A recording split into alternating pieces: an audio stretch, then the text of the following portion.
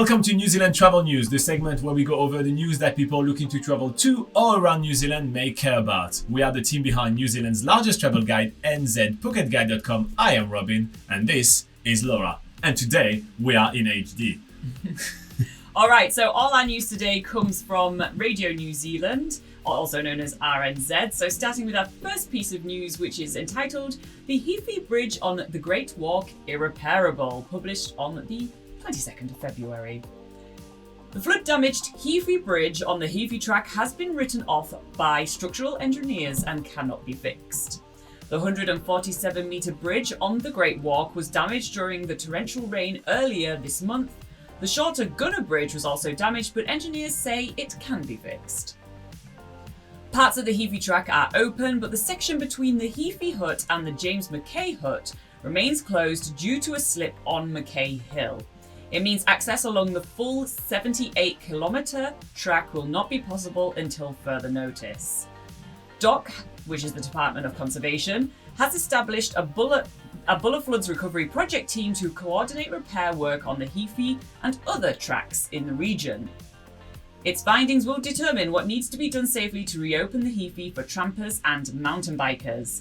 Any existing bookings can either be cancelled with a full refund or rearranged. So yeah, this is one of the great walk of New Zealand, one of the most popular multi-day hike in the country. So it is kind of a big loss for our tourism industry for the foreseeable future, because that's not going to be something that's going to be fixed really quickly.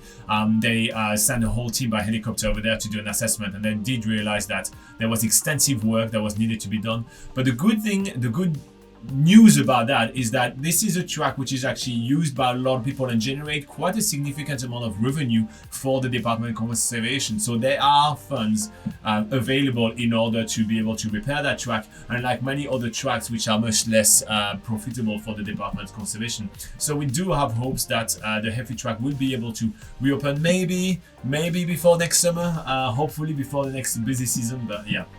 Now, as one of the Great Walk is closing, the Heaphy track sadly for a while, and actually you can still do some sections, but there is another beautiful section of New Zealand which is finally reopening.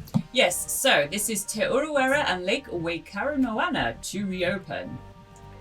Te Urewera and Lake Waikaremoana reopened and welcomed back visitors this month. The board of Te Urewera shut the protected area in August when the country went into Alert Level 4 COVID-19 restrictions to protect vulnerable local communities.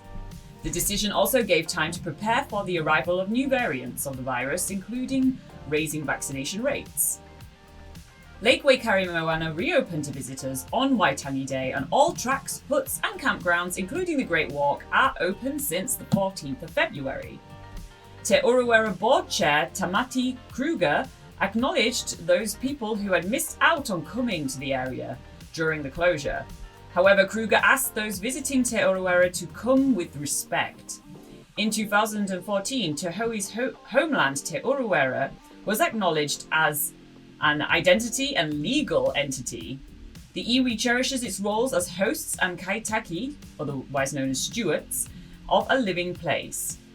But Kruger said last year some visitors had been destructive, and the reopening came with a reminder to manuhiri, otherwise known as visitors, to act responsibly.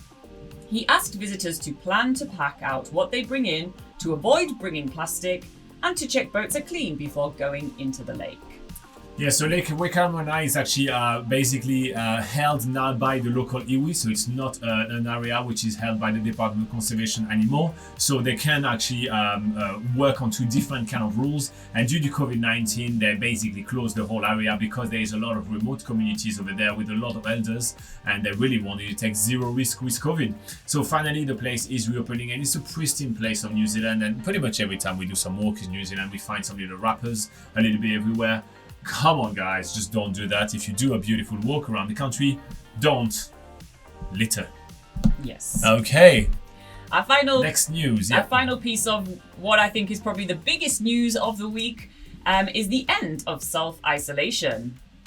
So this week, fully vaccinated New Zealanders and other eligible travellers living in Australia are able to visit or return to New Zealand without staying in MIQ. At 11:59 p.m. on Wednesday the 2nd of March, those travellers will no longer need to self-isolate. Travellers are still required to undertake a rapid antigen test on the day they arrive and on day 5 or 6. Travellers who return a positive RAT must immediately self-isolate, register their result and follow up with a PCR test. From 11:59 p.m. Friday the 4th of March, fully vaccinated New Zealanders and eligible travellers living anywhere in the world can enter New Zealand without staying in MIQ or needing to self-isolate. Due to immigration processes, other non-New Zealanders who are part of Step 2, such as working holiday visa holders and RSE workers, will still be eligible to arrive from Monday the 14th of March, but will not have to self-isolate. Steps 3 and 5 remain in place for now, however, these are being reviewed. MIQ will remain in place for unvaccinated travellers.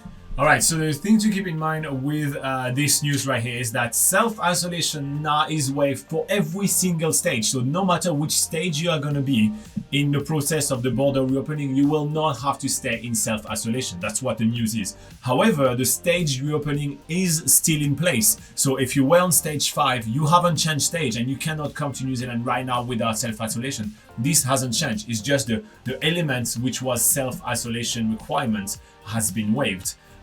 For all the other stages, 3, 4, 5, the Prime Minister has stated that they are reviewing if they want to push those dates forward, and therefore opening for those stages earlier in the year. However, nothing has been announced. That's why we're not speculating about it just yet, because we've been burnt too much with speculation for COVID-19. And finally, self-isolation is being waived, yes. However, MIQ, which is Managed Isolation Quarantine, is still in place for travelers that are not vaccinated. If you're not vaccinated, you still have to stay 14 days in MIQ and pay for it.